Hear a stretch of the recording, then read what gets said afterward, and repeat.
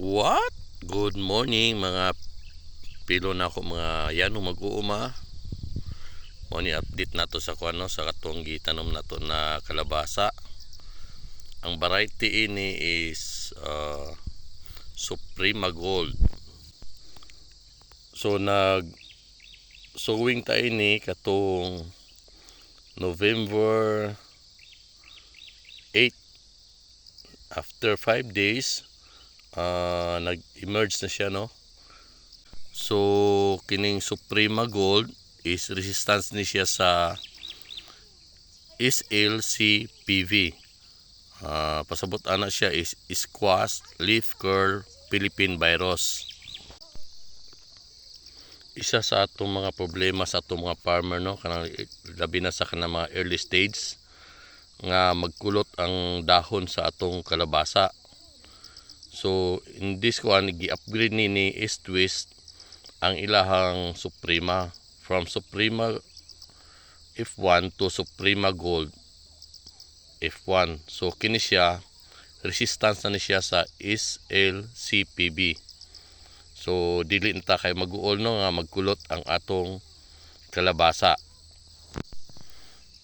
Ang ikaduha nilang gi-upgrade ining sa Suprema Gold kay mas yelo ang iyahang unod compare sa katong sa Suprema. Ang ikatulo nilang gi-upgrade gini ang thickness. So mas baga ni siya unod compare sa Suprema. So kung mas baga iyahang unod, mas bugat ang atong kalabasa. So mo ni siya update nato karon, no.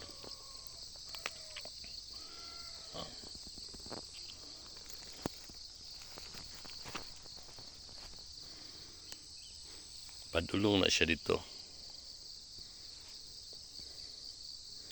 So kung makita pa ninyo na daghan pa kay sagbot, nag-spray na taan na og herbicide. So expect mga pila ka days karon malaya na ni iyahang gitawag natong tabla ang kuan niya. Siya.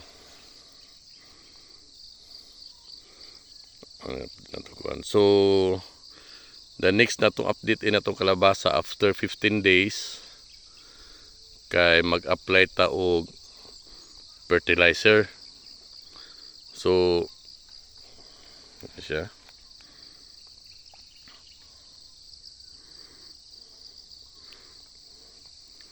So kini siya na kon i-update ta mo kay katulo tayo ni mag-apply og fertilizer sa 15 days after emergence. Pag kuha niya sibol, apply ta niya ika 30 days o ika 45 days.